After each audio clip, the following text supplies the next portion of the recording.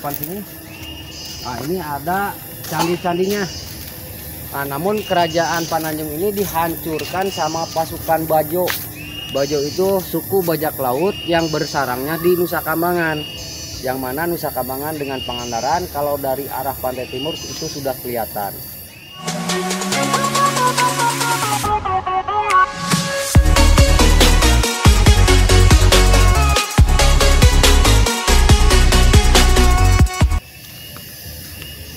Pejuang rupiah. Oke, terima kasih Pak sudah menyempatkan untuk keterangannya sejarah. Bapak sebagai apa Pak di sini Pak? Juru pelihara. Oh, nah jadi Bapak ini juru peliharanya di cagar alam ini guys. Di situs.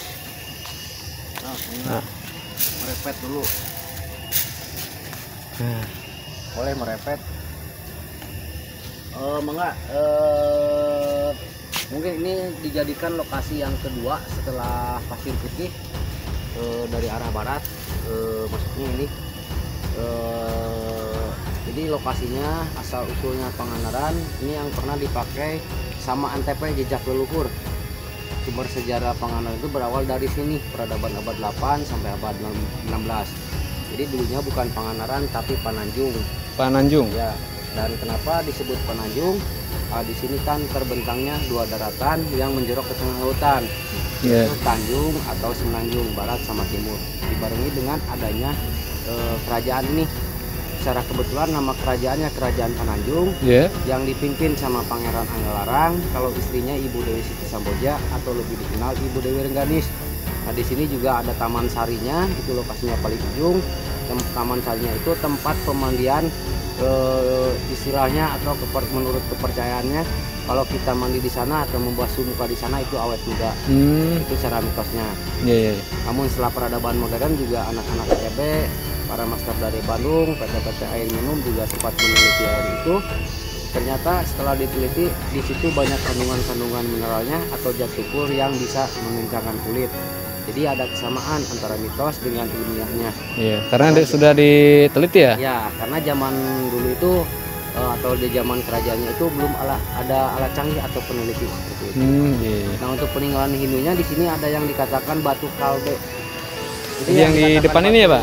Kalde itu arca sapi. Oh, yang sebelah sini arca sapi. Nah, cuma sebutan batu kalde itu ngambil dari bahasa Sunda kuno yang artiannya tuh keledai. Namun di sini karena peradaban zaman Hindu untuk keledai itu nggak ada, yang ada nandi.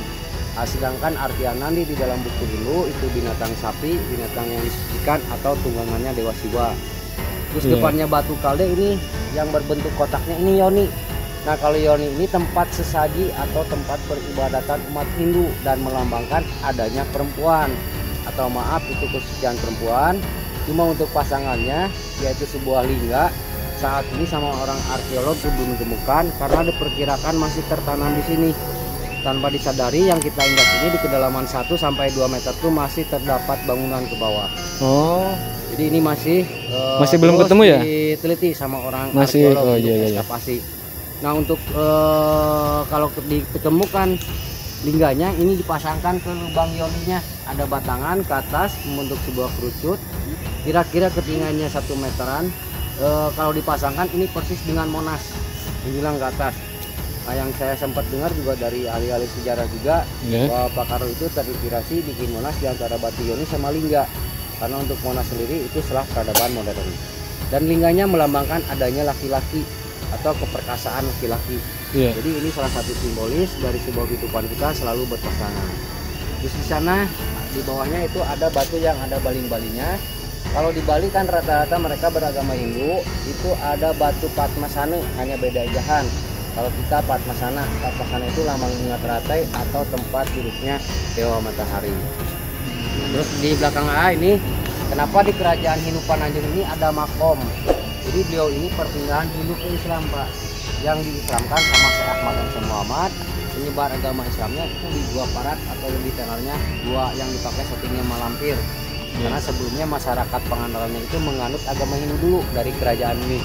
Di sini ada Kiterong Peot, yang sebelah sana Mbah Nurbaen. Kalau Kiterong Peot sendiri ini keturunan dari kerajaan Sumedang Larang. dari luhur. Nah, Iya. nah, itu di belakang sana di depan sini. Nah, ini ada candi-candinya. Nah, namun kerajaan Pananjung ini dihancurkan sama pasukan Bajo. Bajo itu suku bajak laut yang bersarangnya di Nusa Kambangan. Yang mana Nusa Kambangan dengan Pangandaran kalau dari arah pantai timur itu sudah kelihatan. Nah, mereka menginginkan pertukaran daerah. Keduanya ingin mempersunting Ibu Dewi Rengganis. Makanya di dalam sejarahnya yang tersisa cuma Ibu Dewi Rengganis. Lalu beliau itu balas dendam ke pasukan Bajo, menyamar membentuk sebuah kelompok sebagai penari ronggeng. Nah, makanya daerah Pangandaran masih kental dengan tarian ronggeng gunung. Oh, masih ada sampai sekarang, Pak? Masih ada sampai saat ini juga. Masih kental. Itu waktu beliau itu menyamar sebagai penari ronggeng. Nah, dan istilah Pangandaran sendiri itu setelah peradaban modern ngambil dari dua bahasa Jawa sama Sunda, pangan sama andar-andar. Jadi Pangandaran. Pangannya itu makanan, andar-andarnya itu pendatang atau tempat bersandarnya para pendatang. Oh. Contoh besar di sini 80% dari ujung ke ujung yang punya hotel perhotelan, warung-warung pesisir pantai yang sekarang dialokasikan itu kebanyakan pendatang. Dulu mah kan banyak tenda biru. Iya. Nah, karena itu menjamur, itu kebanyakan pendatang. Untuk penduduk aslinya mayoritas nelayan sama petani, bahkan tersingkirkan ke daerah pesisir. Iya. Seperti contoh halnya Jakarta lah, Betawi. Jadi sama Pangandaran juga yang lebih upnya di sini pendatang semua. Nah, itu sejarah sedikit atau sejarah asal usulnya nama Pangandaran. Iya. Ya udah Pak, terima kasih banyak ya Pak. Nah, Terima kasih banyak sudah menyempatkan waktu atas keterangan asal usul Pangandaran ini. dan ini juga untuk tambahannya, ini kan masih diteliti sama orang arkeolog. Jadi mereka itu kebingungan kenapa sejenis batu gunung berapi ini ada di Pangandaran. Ya, itu kenapa Pak? Pangandaran sendiri tidak mempunyai gunung. Kalau Pangandaran itu jenisnya batu karang, itu ketataan jalan, nah itu batu karang. Kalau ini jenis batu andesit. Jadi jadi sejenis batu gunung berapi. Nah, makanya ini masih terus untuk diteliti sampai detail seperti itu. Ya. Terima kasih. Ya Pak, terima kasih banyak Pak. Mana. Bekas galian, ya kiras galian, Ang. Jadi di bawah nanti masih ada terdapat bangunan ke bawah.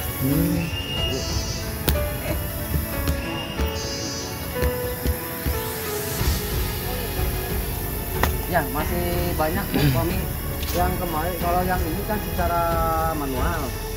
Kalau yang ini yang pakai geolistrik, nah ini yang pakai pipa sampai keluar batas pagar ini masih ada. Jadi geolistrik itu dimasukin besi ke bawah, masukin lagi ke strum, masukin lagi ke laptop. Jadi udah terlihat lapisan bebatuan seperti itu.